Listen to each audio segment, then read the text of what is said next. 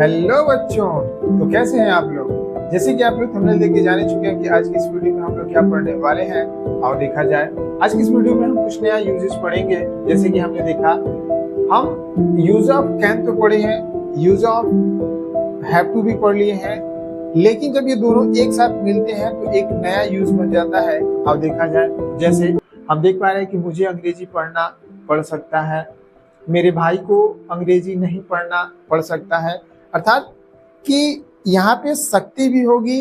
जैसे कि हमने देखा था यूज ऑफ कैन जब पढ़ रहे थे तो हमने वहां पे देखा कि कैन के माध्यम से हम अपनी शक्ति को बताते या दर्शाते हैं, और हैव टू के द्वारा हम अपनी बाध्यता को किसी भी कार्य में जब हमारी बाध्यता लग जाती है, अर्थात जब काम करने का मन न करे फिर भी हमें करना पड़े, जैसे कि हम उस प्रकार की यूजों को हैव टू के माध्यम से बना रहे थे और कैन के माध्यम से हम बना रहे थे, यानी कि अपनी शक्ति को दिखाने वाले सेंटेंसेस, उस टाइप के सेंटेंस को बना रहे थे। लेकिन जैसे ही दोनों एक साथ हो गए तो हम इन दोनों के एक साथ मिल जाने से जो एक नया यूज बन जाता है, अर्थात उसमें शक्ति भी रहेगी और बाध्यता भी रहेगा। जैसे इसके अगर पहचान के बारे में हम बात कर लें तो हम देख पा रहे हैं कि इसके वाक्यों के अंत में जो हमें देखने को मिल सकता है, पढ़ सकता, शक्ति भी हो सकते हैं, सत्य भी हो सकते हैं, और प्लस उनके साथ देखने को जो मिल सकता है, हूं, हो इत्यादि सब हो सकते हैं। दूसरा हमने लिखा कि कैन हैव टू के द्वारा किसी कार्य की बाध्यता और बाध्यता के साथ उसमें रहेगी शक्ति भी को बताने या दर्शाने के लिए हम use of can have to का प्रयोग करते हैं। और देखा जाए जैसे कि हम पहले सेंटेंस को देख रहे हैं कि मुझे अंग्रेजी पढ़ना पड़ सकता है, इस प्रकार के सेंटेंस को ट्रांसलेट करने के लिए अब देखा जाए अफर्मेटिव पैटर्न कितने खंडों में टूटता है। तो हम देख पा रहे हैं 1 2 3 4 5 सारे पैटर्नों में हर बार की तरह इस बार भी कुछ ही ऐसे शब्द हैं जिन्हें हमें वाक्य में क्रम से खोजने पड़ते हैं, अन्यथा बाकी ऐसे जो शब्द हैं जो क्रम से अपने स्थान पे लग जाते हैं। जैसे अगर हम बात कर लें सब्जेक्ट, तो हमें देखना पड़ेगा कि वाक्य में सब्जेक्ट कहाँ और क्या है। दूसरे नंबर पे कह रहे हैं कैन, हम इसे खोजेंगे नहीं, सीधा लगा देंगे। तीसरे इसे भी नहीं खोजेंगे, ये भी लगा देंगे। क्यों?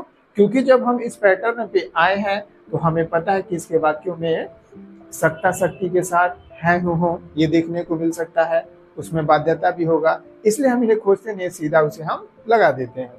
चौथे नंबर पे कह रहा है काम की पहली अवस्था, तो हमें देखना पड़ेगा कि वाक्य में काम कहाँ पे है और उसकी कौन सा स्थिति है। अकॉर्डिंग टू हम देखेंगे कि कहाँ पर है। गड़बड़ा गया।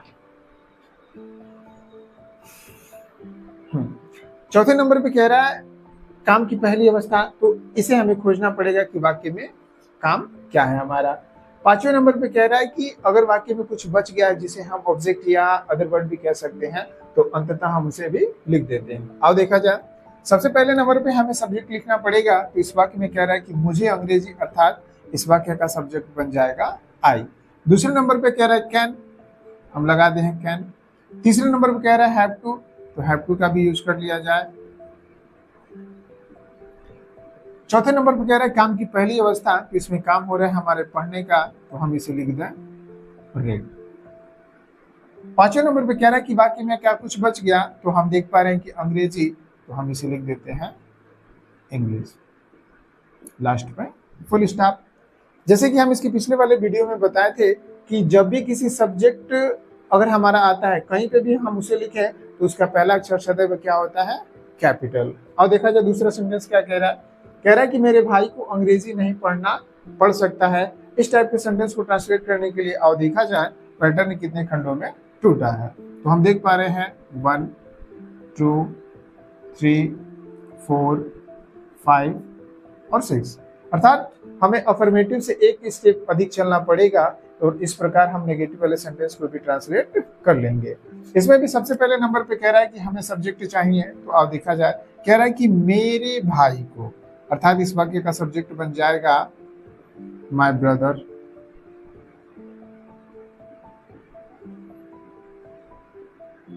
तीसरे नंबर पे कह रहा है, सॉरी पहला नंबर हो गया, दूसरे नंबर पे हमें कैन लगाना है। तीसरे नंबर पे कह रहा है नॉट, बिना पूछे हम लगा दें। चौथे नंबर पे कह रहा है हैव टू, इसे भी हम लिख दें। 5वें नंबर पे कह रहा है काम की पहली अवस्था, तो इसमें है पढ़ना, तो हम इसे लिख दें रीड।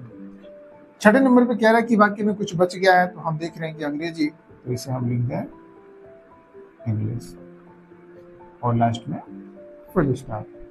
अगला सेंटेंस है क्या शेर को तेज दौड़ना पड़ सकता है। इस टाइप के सेंटेंस को ट्रांसलेट करने के लिए हमें इंट्रोगेटिव के यस टाइप पैटर्न को देखा जाए कितने खंडों में टूटा है, तो हम देख पा रहे हैं 1 2 3 4 5 और लास्ट में क्वेश्चन मार्क। टोटल हमें 5 स्टेप चलना पड़ेगा। सबसे पहले नंबर पे कह रहा है कि कैन, तो हम नीचे नोट करके लिखे हैं कि कैन का प्रयोग सिंगुलर एंड प्लूरल दोनों सब्जेक्ट के साथ हम करते हैं। इसमें भी कोई लोचा नहीं है, अगर हमारा सब्जेक्ट सिंगुलर है या प्लूरल है तो दोनों दशा में हम कैन का ही प्रयोग करेंगे। अब देखा जाए, सबसे पहले नंबर पे हमें लगाना है कैन, हम लगा देते हैं। फिर जैसे कि हमने कहा था कि अगर कोई सेंटेंस क्या से चालू होता है तो हम उसकी अंग्रेजी वो बना देते हैं जिससे वो रिलेटेड होता है। तो यहाँ पे हम देख रहे हैं कि आज हम पढ़ रहे हैं use of can have to, तो यहाँ पे हम क्या की अंग्रेजी बना देंगे कैन। दूसरे नंबर पे कह रहा है सब्जेक्ट। अब देखा जाए इस वाक्य का सब्जेक्ट क्या है शेर, तो हम इसे लिख देते हैं लायन। तीसरे नंबर पे कह रहा है हैव टू, ये भी हम लिख दें। चौथे नंबर पे कह रहा है काम की पहली अवस्था, तो दौड़ना, तो हम लिख देते हैं इसे रन। 5वें नंबर पे कह रहा है कि क्या वाक्य में कुछ बच गया तो ठीक है, नहीं तो लास्ट में क्वेश्चन मार्क। अगला सेंटेंस कह रहा है कि क्या लोमड़ी को तेज नहीं दौड़ना पड़ सकता है। तो आओ देखा जाए इंट्रोगेटिव का नो टाइप पैटर्न कितने खंडों में टूटा है, तो हम देख पा रहे हैं 1 2 3 4 5 6 और लास्ट में क्वेश्चन मार्क। अर्थात हमें यस टाइप के सेंटेंस से एक स्टेप अधिक चलना पड़ेगा और उस प्रकार हम नो टाइप वाले पैटर्न से भी नो टाइप के सेंटेंस को ट्रांसलेट कर लेंगे। और देखा जाए इसमें भी सबसे पहले कह रहा है कि कैन का ही प्रयोग करना है, तो इसमें भी हम लिख देते हैं कैन। दूसरे नंबर पे कह रहा है सब्जेक्ट, इस वाक्य का सब्जेक्ट है लोमड़ी, तो हम लिख देते हैं इसे फॉक्स। तीसरे नंबर पे कह रहा है नॉट का भी यूज कर लें। चौथे नंबर पे कह रहा है कि हैव टू का प्रयोग, इसे भी हम लिख दें। 5वें नंबर पे कह रहा है कि काम की पहली अवस्था है, तो इसमें भी है दौड़ना, तो हम इसे लिख देते हैं रन। 6ठे नंबर पे कह रहा है कि क्या वाक्य में कुछ बच गया तो ठीक, नहीं तो लास्ट में क्वेश्चन मार्क। अगला सेंटेंस कह रहा है कि बच्चों को क्या स्कूल जाना पड़ सकता है। तो आओ देखा जाए इस प्रकार के सेंटेंस को ट्रांसलेट करने के लिए हमें WH के यस टाइप पैटर्न को देखना पड़ेगा कितने खंडों में टूटा है। तो हम देख पा रहे हैं 1 2 3 4 5 6 और लास्ट में क्वेश्चन मार्क। अर्थात हमें WH के यस टाइप पैटर्न वाले से रिलेटेड कोई भी सेंटेंस ट्रांसलेट करने के लिए टोटल हमें 6 स्टेप चलना पड़ेगा। और देखा जाए WH कह रहा है, तो इस वाक्य का WH बन जा रहा है हमारा क्या, तो हम इसे लिख देंगे वॉट। दूसरे नंबर पे कह रहा है कैन, लगा दें हम इसे। तीसरे नंबर पे कह रहा है सब्जेक्ट, तो इस वाक्य का सब्जेक्ट बन जाएगा बच्चा, तो हम इसे लिख दें चिल्ड्रन। चौथे नंबर पे कह रहा है कि हैव टू का प्रयोग, हम लिख दें इसे भी। 5वें पे कह रहा है काम की पहली अवस्था, तो इसमें है जाना, तो हम इसे लिख दें गो।